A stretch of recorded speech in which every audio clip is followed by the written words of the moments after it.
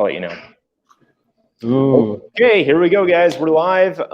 Just letting everybody out there know, this is the AMA between Sesameseed and Harmony.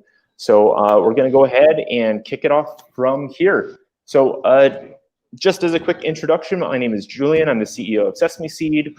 We're a community staking organization. We're here to kind of represent community governance, and we're using this as an opportunity to introduce and educate our community on Harmony, and hopefully the Harmony community on Sesameseed. Awesome. Hi guys, this is Garlam. I know a lot of you guys have been following me on Twitter, and I've been pretty active on the community as well. I run the marketing for Harmony, and if this is your first time kind of jumping in, not knowing about what Harmony is, it's a sharded POS protocol. We're actually the first one to make proof of stake sharded protocol into a reality. So yeah, we're just about to launch our staking in the next few, I guess, in a short period. So we just wanted to start having these AMAs, starting with Sesameseed, who's been an amazing supporter, to educate you guys on kind of what's going on, and answer some questions about how you get involved and what the mechanisms are like. Cool. So I guess we'll both start out here with kind of like an intro into our independent organizations. So for everybody out there that's kind of new to this, Sesameseed is basically, it's an incentivized community it's staking that's incentivized for the community. So essentially, we come in as a community basis. We do community representative governance. So that basically means you come in, you're a part of this, of Sesameseed, you're a part of that community. And we reward people for staking to Sesameseed on our nodes. We do that by basically tracking votes that come into us or stake that comes into us, and we incentivize that with a reward by distributing what we earn on that blockchain. So specifically, we do have some technology that kind of wraps around this seed token, which is the way that we reward people on the blockchain. So if you were to come in and stake for Sesameseed on, say, Harmony, you would be earning a seed token back. The seed token is backed by its node rewards, and what you can do is take that, send it in through our platform, and redeem it for what it's backed by. So it'll be backed by one token as a result of this launch. The other piece of technology that we have here that supports this is Sprout, which is our multi-chain staking utility, and it's going to be available at the launch here, at the launch of Harmony staking, and it will allow you to go in and stake to Sesameseed, as well as perform basic wallet transactions. Simple as that.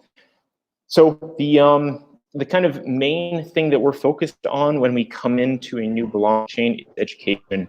So our focus here is really to make sure that things are fair and decentralized amongst the community.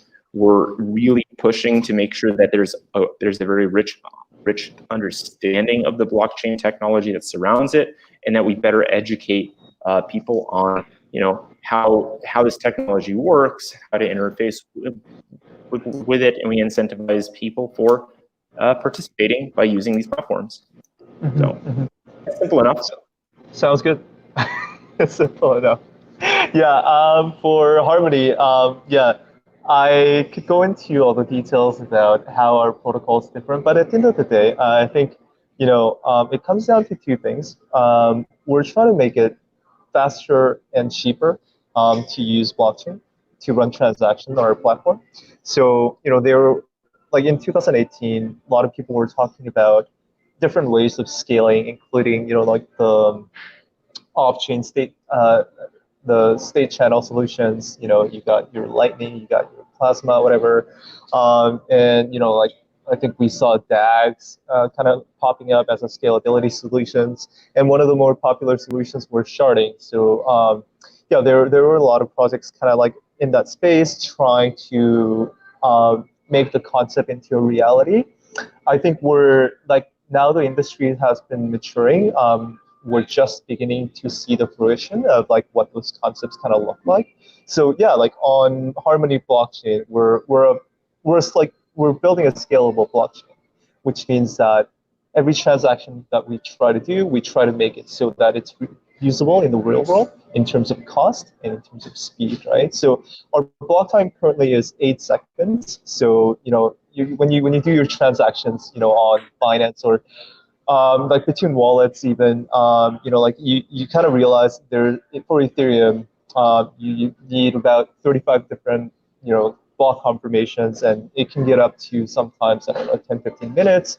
And Bitcoin, for example, like when Bitcoin was at its peak, people were waiting for days to get their transactions settled, right? What we try to do is, because our block finalization time is 8 seconds, every transaction gets settled within 8 seconds. So like there's no more like of you kind of waiting to see it around, like whether it's settled or not. And the other thing is that the transaction cost is, with our current price right now, it's around 0.00005 cents at the moment, which means that yeah, like like all these transactions that you do, it's very, very minimal cost. So people don't have to really think about the transactions. They can just send it on blockchain and have a peace of mind that it's not going to really police or think about, right? So that's kind of what we're trying to do. We're going into staking now, as I said. So yeah, like I'm kind of like excited to see like what the process looks like in terms of Harmony on Sesameseed. So I think we should talk about that as well. All right, cool. Well, yeah, that's fantastic. So I guess kind of getting into what the process is going to look like with Sesameseed is, our focus is making it as simple as simple as we can, while sticking to some of the fundamentals of blockchain technology that are so key to making it successful. And we were talking about this a little bit before. There's some solid fundamentals out there, like in the way that this technology is meant to work and allow people to operate in a private and secure way that we're trying to uphold. So kind of the most important piece of that, I think, is custodianship when it comes to staking. And when a company like Harmony deploys something like staking, you're allowing the community to step in and stake without losing control of their funds and their assets. There's no individual that you need to send those individual assets to. You can go on in and stake on your own, retain control of those, and it's secure and it's fair, and you're still able to be represented in the blockchain. So upholding those is extremely important to us. So we are going to allow people to come into our platform, make a new wallet on Harmony very easily, a simple mnemonic system that will allow you to make one. We're also going to allow people to log in with their existing PK. So if they have that stored somewhere secure, they can come on in and log in with that, or use a basic mnemonic. And in the future, we're going to look into Ledger, which I know is something that's coming up with Harmony as well. Once they're inside of that wallet itself, it's simply that. It's simply a way for you to go in and view what you have in your account and transact it in various ways. So send, received, all those basic functionalities will work. But most importantly is going to be staking. So this platform is going to make that extremely simple for you to go on ahead and stake, to see how much you have staked, to see kind of what your earnings have been through that, to track those, and then engage with that. Likewise, I did mention before that Sesameseed does rewards in seed token, which is a little different. On this exact same platform, you'll be able to swap those back into one token or Tron tokens and the other tokens that they're backed by, if you'd like. And that's going to all be based there in the platform as well. So you'll have a lot of useful things that you can do there. So yeah, it's an interesting thing, yeah. No, I think that's really interesting because like I think the biggest thing that our community and your community, I guess your community is, like would be okay, but what Harmony community and the other people that are maybe not necessarily familiar with seed, the Sesame Seed is going to be wondering about is like, yeah, like, because when you stake on, let's say, other platforms with other tokens right now, like you get your rewards in that token, right? But I think it's important to kind of emphasize that, like, yeah, you get your rewards in seed, but also like I think earlier conversation you kind of mentioned that seed being this kind of like a basket of different coins. So I thought that was really interesting. So can you elaborate a little more on that? Sure. So that's exactly what Seed is. Seed is a basket of tokens. So Sesameseed operates nodes on multiple blockchains, and we currently have a fairly substantial community that that does vote for Sesameseed on these other blockchains, or they stake for Sesameseed on these other blockchains, and they follow this exact same thing. They get rewarded in seed token. The interesting thing for us is that when you get rewarded seed on Harmony, for example, you don't just get the one token part of the basket, you get everything that's inside of the basket. So what that means is that on these other blockchains, our voters and our participants, they're now going to be receiving seed token, and it will be comprised of one token now as well. So if those individuals from those other blockchains swap, or I should say redeem their seed, they're going to end up with one.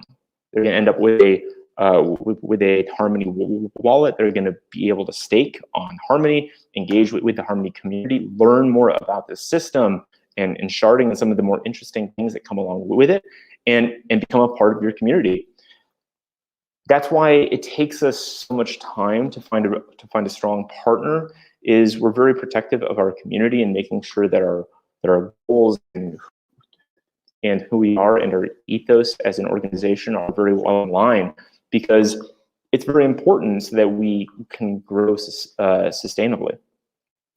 So yeah, it's very interesting. No, that's awesome. And yeah, I think another thing that could help is like people are going to be seeing, and I've been seeing kind of like since I've been involved with you guys, like there's a seed token, but there's also this product called Sprout that you guys are kind of pushing. So I think, yeah, like, can you give it a little bit more color around like what that is and like how people can get involved? Yeah, so basically the wallet. That's the platform that you're going to be able to do all of these things with. That's how you're going to be able to redeem and swap your seed token. You'll be able to stake on Harmony. It's going to keep track of how things are doing, how your wallet is performing, things like that. It's just a very simple platform that is allow you to engage directly with the Harmony blockchain in a more rich way. That's awesome. Interesting. Yeah, is it? I think that you guys are collecting for beta right now, right? Yep. So we currently have a beta that's open. We're testing people. They're coming in, checking it out, seeing how things are working. Yeah, we are. Cool. Yeah, obviously you're going to share that link on the video below afterwards as well. Yeah, absolutely. Cool. Awesome. Yeah, awesome. I think we have a couple of questions here. Do you want to go through them? Oh, sure. Yeah, absolutely. So let me take a quick look here. Let me take a look here. So do you see anything specific you want to hit? I think we can just kind of go through. I mean, there's only 5 that I kind of like see right now. So let's start with the first one here. Are there any plans to develop any specific apps on Harmony, such as a DEX? Right. So I think obviously right now everyone's heads down in staking and making sure that staking goes out on time and as soon as possible. So we're not focusing anything else but staking. But once the staking phase is done, we do have a plan to kind of finish we were building SDKs and tools before. Our SDK is actually done, so we're building tools before, and we do have plan to go into maybe three different areas at the moment. So with Limpo integration, I don't know if you guys heard of Limpo, but Limpo is a Samsung Galaxy health app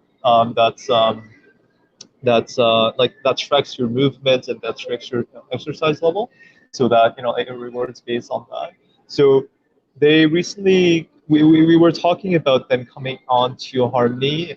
They were currently built on Ethereum, but they felt that with the scalability and with the cost of transactions, Harmony has a lot of potential to be built on top of. So with that, we're kind of expanding into health data space there. The second one is Quid. So with Animoca, we were able to acquire Quid, which is a digital collectibles company. So right now there's an integration happening where we're kind of I guess revamping their platform, as well as integrating, trying to find an integration point for us to put our blockchain in there, so that all the transactions of digital collectibles inside are running on our blockchain.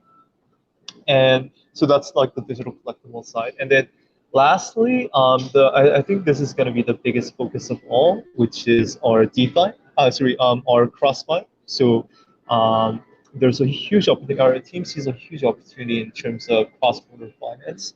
So that's why we've been doing a lot of exploration in terms of in Korea, in China, in India, and Southeast Asia to figure out where in terms of which horizontal layer in the vertical stack of CrossFi that we can fit in. Is it the settlement layer? Is it the storage layer? Is it the remittance layer? We're trying to figure out how blockchain can play, and how Harmony can exactly play with our scalability and with our really insanely cheap cost transactions, so that that's kind of what we're trying to move into in terms of the apps and services on Harmony.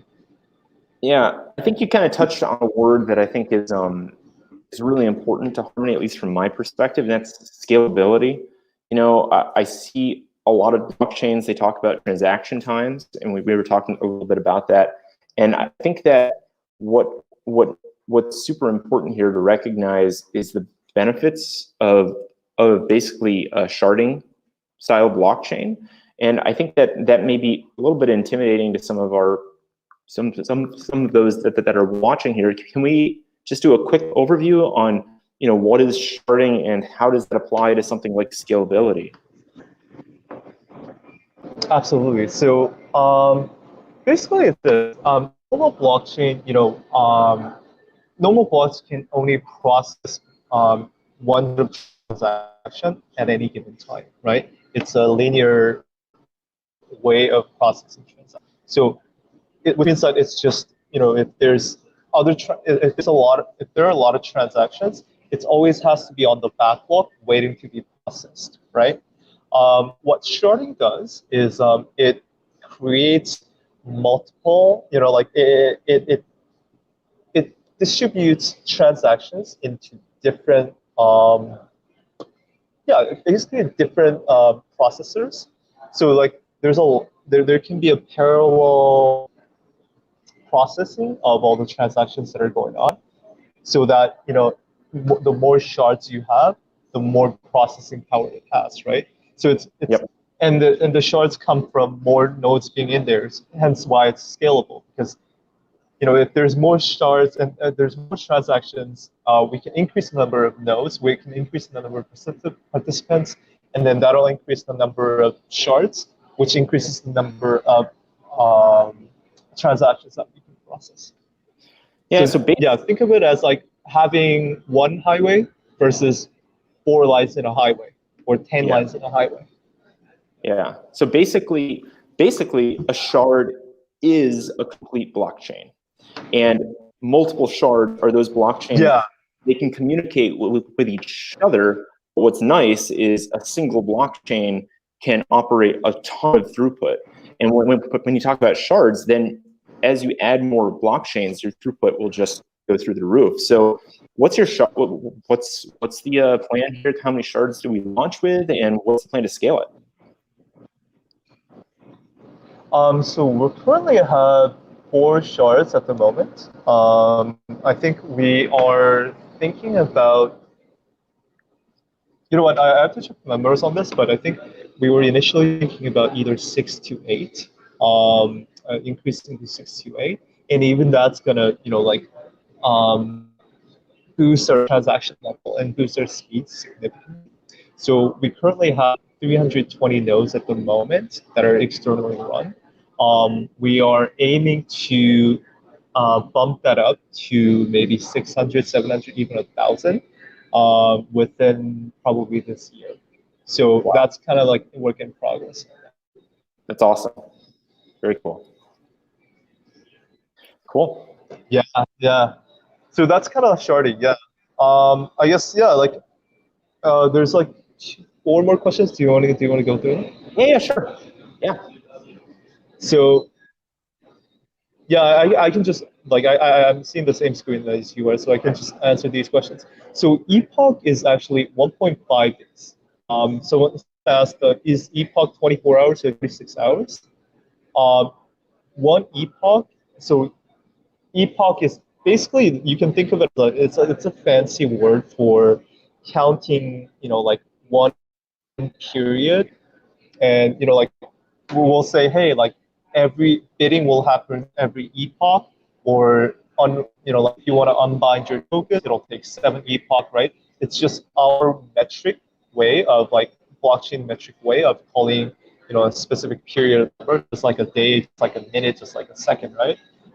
So one epoch is usually 1.5 days. So that's like with that reference, I think you can do calculations on different epochs.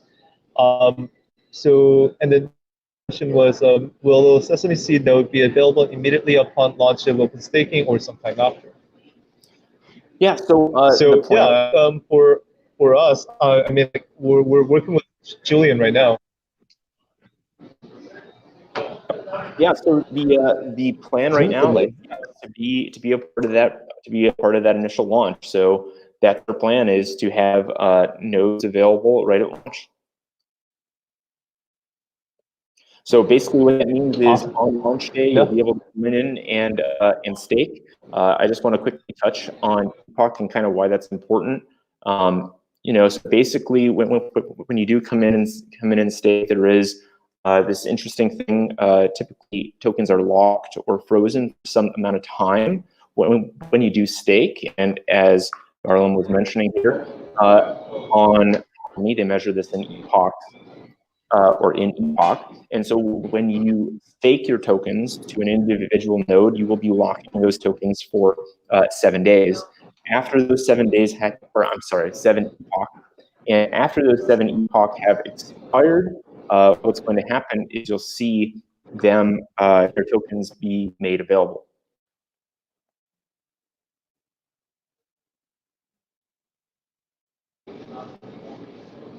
Awesome. So yeah, I think there's a bit of a delay. So it's like I'm getting the information a bit later. That's why it's like I'm staying at a screen. Yep. Okay. Yeah. So let me see if I can just change that in. Sure. So anyways, I'm just going to go through a few more of these questions then while you're addressing that. Basically, some of the other things that were open up there.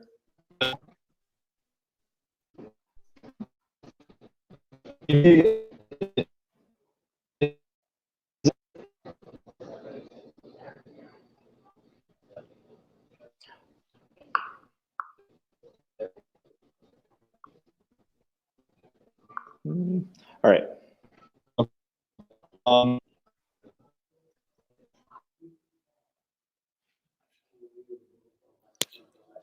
What's that? Mm-hmm.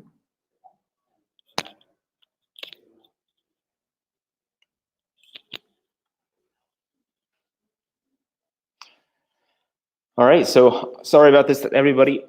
We are experiencing some technical difficulties here. I think Garlam's going to try and rejoin us here in just a second, but I'm going to go ahead and kind of hit up some more of these questions here. I think that just kind of talking a little bit more about staking and Sesameseed and how that whole thing is going to work. Basically, what's going to happen here is you'll be able to come in and stake directly to a node at the launch here. It will require some amount of freeze or lock time. So what that means is you will not be able to transact those tokens during those 7 epoch. Currently, based on what Garlam was saying before, those should take about 1 to 1.5 days each. So what's interesting then is, or I should say, what that means is you're basically going to see that amount of time that you'll have to wait before you can withdraw them or send them somewhere else, whichever you choose. So if you do decide to kind of vote for a separate node, you do have to wait during that time. So I'm going to see if I can go ahead and add Garlam back here. Hey, Garlam. There you go. That's better. Hey, sorry. It's fine. Yeah, this always happens. All right, cool. So anyway, where are we? Are we on question 5? Yep, we can do question 5. That sounds great. Okay, so will Sesameseed be prepared to ramp up in a second validator if the number of delegate coins received takes us over the sweet spot for rewards? I think this is a really good spot to talk about EPOS as well after you answer the question. Yeah, I think this is cool. So on Harmony, there is, I'm not going to go too far into EPOS. I'll save that for you. But basically on Harmony, there is a sweet spot. There is a goal. So Harmony doesn't want somebody to come in and take one node and basically dominate the amount of stake to that individual node. So they've set in some very interesting parameters that we haven't seen on other blockchains. And what these do is they incentivize a fair distribution of rewards. Like I said, I'm not going to spoil it. I'll let Garlam talk about it because it's pretty cool.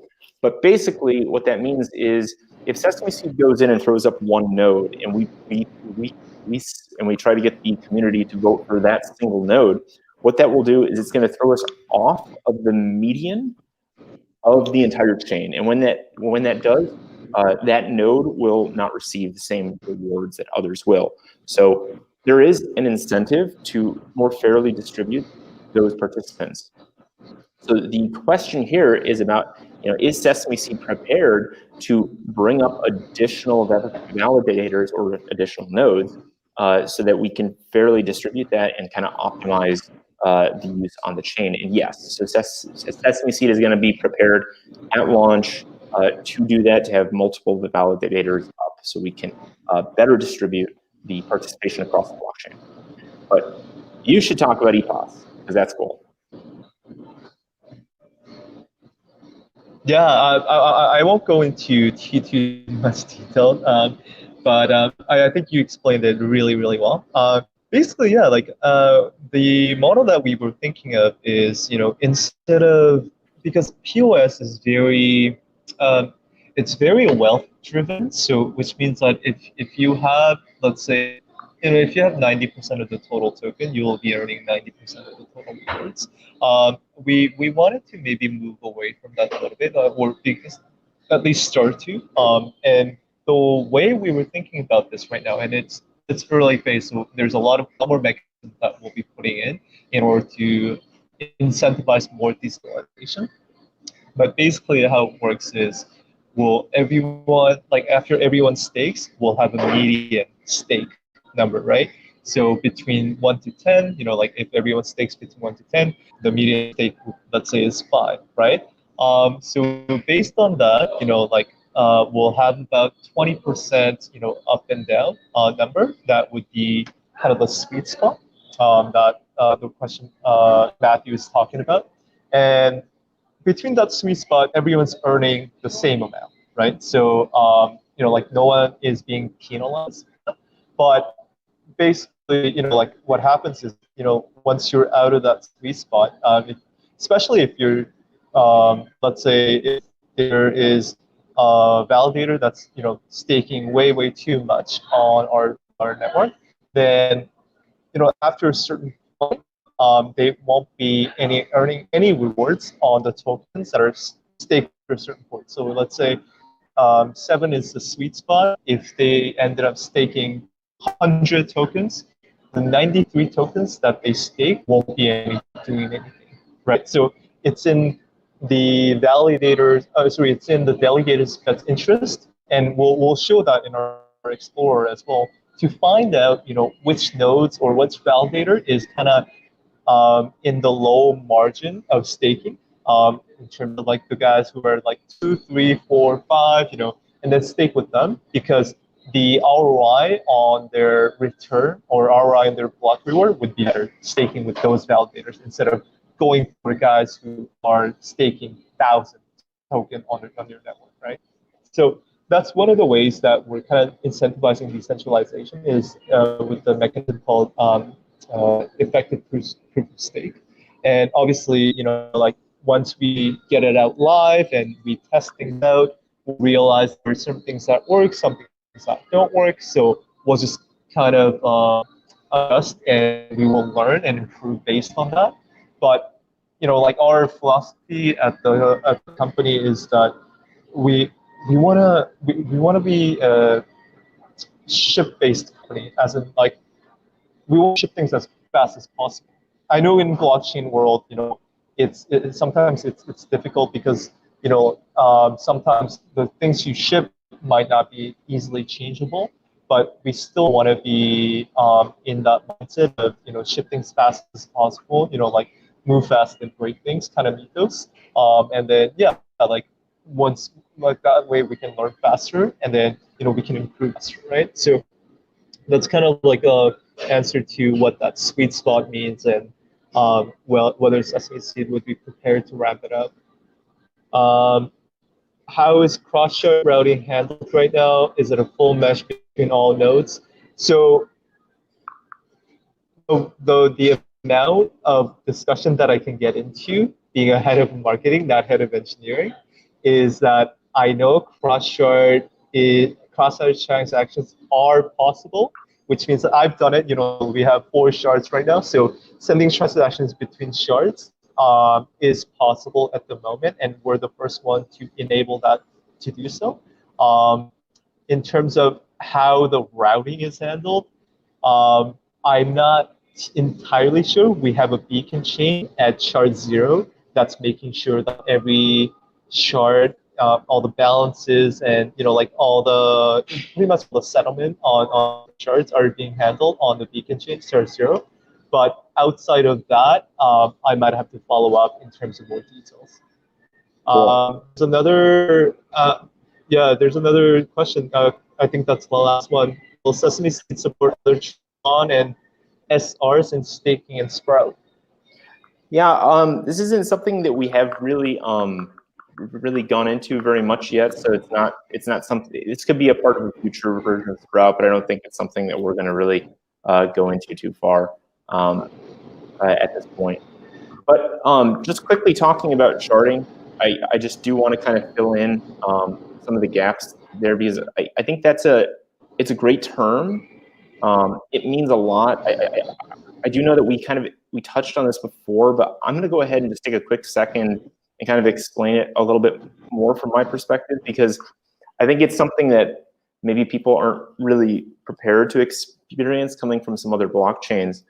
And what I mean by that is, sharding is a really interesting way to optimize a blockchain, because it does allow you to scale it. You don't need to increase the speed of the entire block to increase the throughput of the chain. You can have, as I said before, basically small independent blockchains that can all communicate together so that they better can manage the workload of the blockchain itself. You don't have to put the whole thing through the exact same validators for it to run effectively. But what that means is, if you are coming in and you want to send a token from me to you, for example, right? When I log in with my account exists on 4 shards at launch. I'm going to have shard 0 through shard 3. And what that means is that if I have a balance of 1 tokens on shard 1, I may not on shard 0. And so what I can do is I can send you my tokens on shard 1, and you'll see those on shard 1, but not necessarily on shard 3 or 2, for example. So it's something that the user needs to be aware of, is that when you're logging in, you have accounts on those chains. And you can do cross sharding, which is something that I think you were trying to address there before. But I think it's an interesting thing to be aware of is when you're moving into a sharding environment style blockchain, that there's a little bit of a difference here, that you have to be aware that you can be logged in with one address, and that address exists on 4 shards, and it could have different balances on each. Just something to be aware of that I think that is a good point. It's one of those little educational things where you and I are familiar with it because we've been receiving transactions. But for somebody new that goes, oh, this is my account, I didn't receive it. You sent me these coins, but I don't see them here. It's like, well, no, that's a really good point. And yeah, like I just want to go through one more time here. I know we've been messaging this heavily on other channels, but basically, yeah, because each shard is, like for simplicity, you can treat it as another blockchain, right? There is a cross-shard transactions happening, but at the end of the day, because it's a very new technology, and we're the first one to do so in terms of like how it kind of lives in the real world. When you're sending, especially when you're sending, your tokens from your wallet to an exchange, you have to make sure that, like you're sending it from shard 0 to shard, shard 0 on the exchange, and then vice versa when you're sending it from, the exchange to your wallet. Because, yeah, like for simplicity's sakes, we kind of unified all the transactions between exchanges and wallet to go through shard 0. So yeah, like I just want to put that in mind. Even if you kind of mess up and say like if you send it to, let's say like if you send it from like shard 1, let's say, it's not going to necessarily disappear, but you will have to go through customer service with the Binance team or with other exchange team in order to get that token back. And honestly, no one likes doing that. So yeah, let's just shard 0 to shard 0 is always a safe rule. Cool, very cool. All right, I think we should go ahead and close it out there. If you guys would like. Garlam, is there anything else that you want to touch on before we kind of wrap up? Yeah, I think just in terms of, so the timeline, I think I want to touch up on 2 most important things in terms of like what's happening, what's going to be happening in the next few phases until we launch. And then the second thing that I want to touch up on how people can get involved. So yeah, first thing is, the phases, right? So we just finished like a very internal testing of, I think everyone's kind of seen, like team members creating their own validator nodes, staking with them, bidding. So we just kind of wrapped that up yesterday. So we unofficially kind of launched our testnet to very close group of volunteers, our Pangea operations team, our foundational nodes. So we're kind of going through the testing with them right now. And the next phase is going to be, we'll open up Pangea. So Pangea is a fancy term for our testnet, right? So we're going to invite all the hackers and developers and players from different protocols as well, and then try to stake with us and break our network so that we can learn like what works, what doesn't, and what we need to watch out for, right? Once that's all successful, the last phase is the only thing left to do is to launch. So that's kind of like the phase that we're going to be going through till the launch. In terms of our like how people can get involved, I think Sesameseed, you guys are kind of sending out the sign-up sheet for the beta at the moment on how people can get involved. So I am expecting that once you enter that beta, you would be able to see Harmony 1 token to be staked with, right? Yeah. So currently, as a part of our beta, we are in the process of bringing on Harmony. So Harmony is not yet fully implemented in the beta yet, but it will be in the very, very near future. That's something that we're working on now. Awesome. Yeah, I think honestly, those 2 things are at the end of the day the most important things in terms of our audience that are interested in getting involved in staking. Cool. All right, guys. Well, hey, thank you so much, man. I really appreciate it. This was great. It was good to kind of sit down and chat a bit about this. I think our community is really going to appreciate it.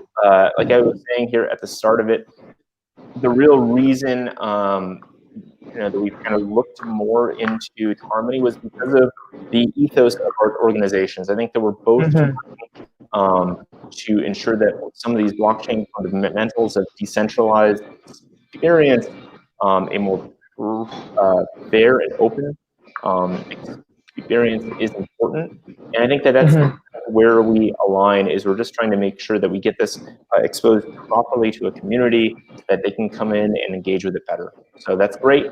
I'm very excited to see where this goes. And yeah, that's it. Sounds good. Thanks for your time, Julian. Cool. Thanks, man. See ya. Bye. Bye.